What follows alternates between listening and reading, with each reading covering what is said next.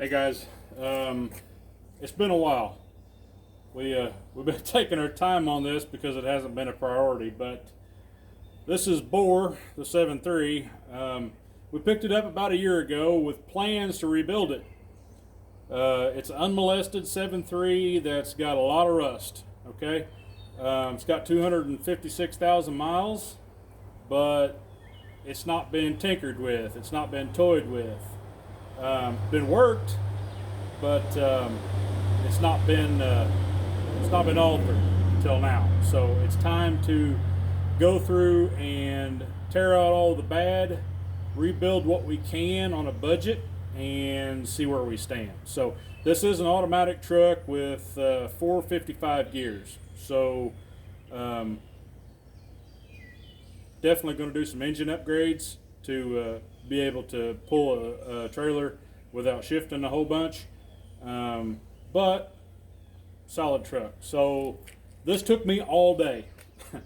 I'm not that good at it, limited tools, but it took me all day. So first of all, we took the bed off, which every panel on this truck has got rust in it. Every side of the tire, front and back, has got rust in it. So we're gonna have to do a little metal work.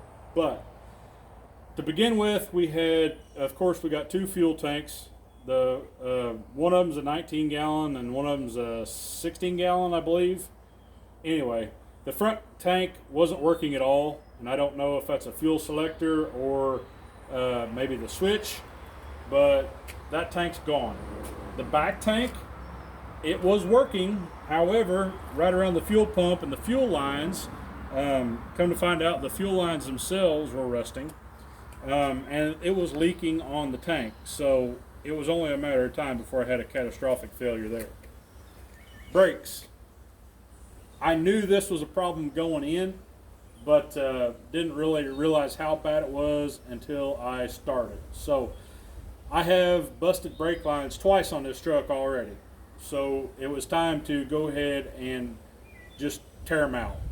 I have removed every single brake line on this truck, as well as the calipers on the front. One of them was rebuilt, a rebuilt caliper, and one of them was a stock caliper. The one that was stock wasn't working. The brake shoes, or the brake pads on it, were just kind of, they had factory coating on them to where they weren't working at all. They were locked up. The other one over here was, again, one of the brakes that I had problems with. The two back drums on the back, those things are so rusted and flaking off that, I mean, it took me an hour beating on them to get them actually off. But there's no way that those are balanced anymore. They're probably warped. The one on the driver's side, it's got kind of a red tint to it, to where it had gotten hot at one point. So come on in here and let's look at the rest of it.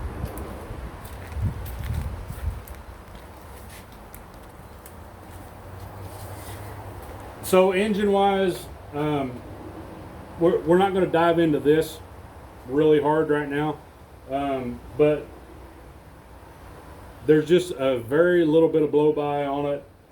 And as far as I can tell, everything in it's stock. When I got the truck, it had the stock cover here and the stock intake. So it looks to me like the truck's not been touched. Battery terminals and stuff are getting to be pretty bad. We have upgraded the water pump. That was a kind of, need to basis at the time. But now that we've got the truck in the shop, we're probably going to have to go in and I definitely want to replace the glow plugs and the block heater. That's going to be a necessity because it gets below 50 degrees and this truck won't start. That's all there is to it. But the batteries that were in it were 4 years old. They're shot. So they're getting replaced for sure. And then I would like to do injectors, but we'll see how the budget goes. Right now, I don't know that that's in the budget because we're spending a couple $1,000s elsewhere.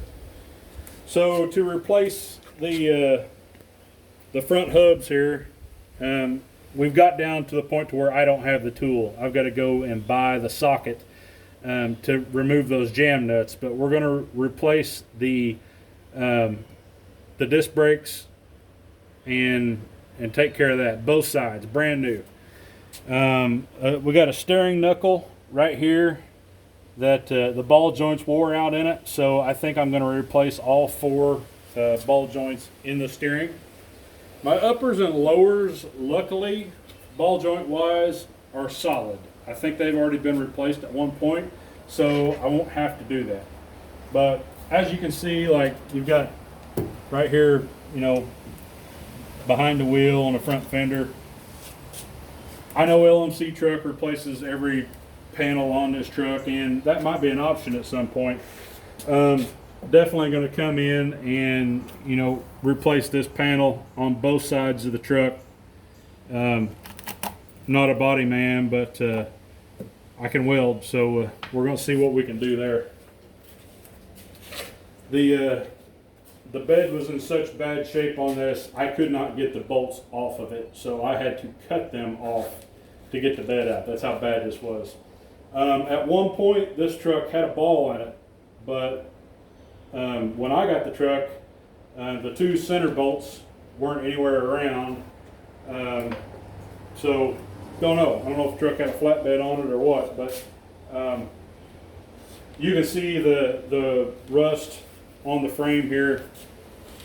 It's scaly, but it's not terribly deep. The deepest spot was over there beside the fuel tank, but we've got the truck stripped down, no fuel tanks, no shocks, no brakes, and this is where we're going to start. So for this build, this is an extended cab long bed, by the way. It's hard work. Life is over with, and I would really like to just have a nice solid truck to pull the boat with on long hauls. 455 gears and a 7.3 with a little bit of above stock power. Get it to the point to where she'll pull a 4,000 pound load without shifting gears a lot. That's going to be pretty nice. So maybe to add some added comfort, we'll see about getting some bucket seats or something of that nature. And definitely I need to figure out how to do the air conditioner. I have no idea what's wrong with that. But we're not going to do a whole lot of performance upgrades. We're going to do a lot of replacement parts. So drum brakes on the back, we're going to keep the stock drum brakes, mainly because I've got 16-inch wheels, and those 16-inch wheels fit over these stock drums. I can't go any bigger than that, so we're just going to replace everything stock on the truck. One thing that I'm not sure about, okay, I've already decided that I'm going to build a flatbed for this truck, all right?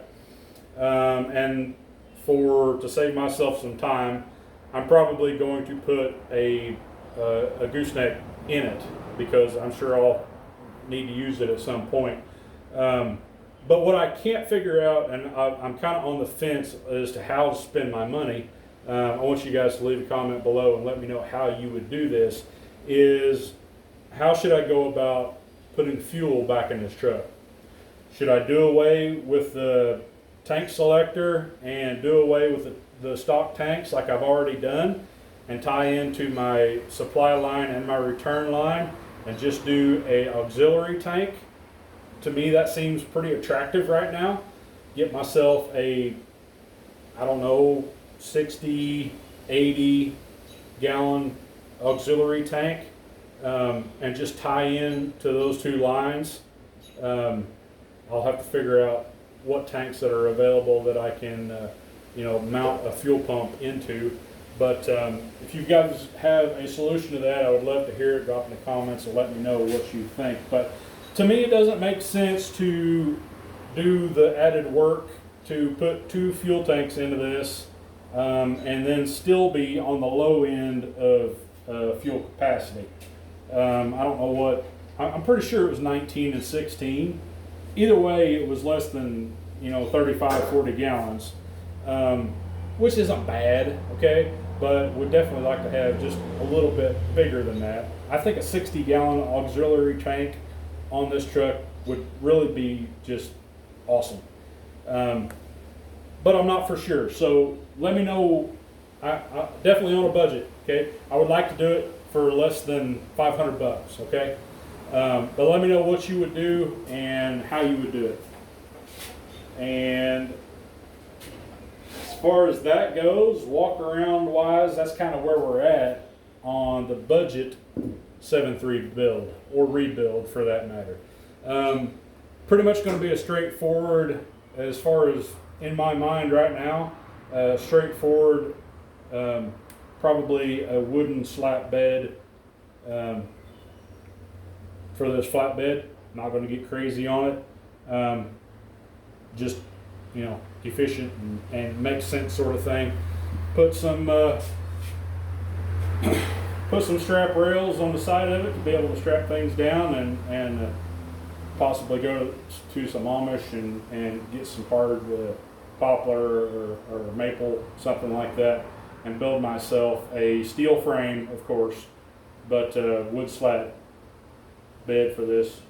Save some money, but it'll look good too. So hope you guys enjoy the teardown, and everything went, you know, pretty much straightforward. I didn't have any problems aside from fuel lines, and honestly I had to look on YouTube for a second and found the guy that showed me how to remove these.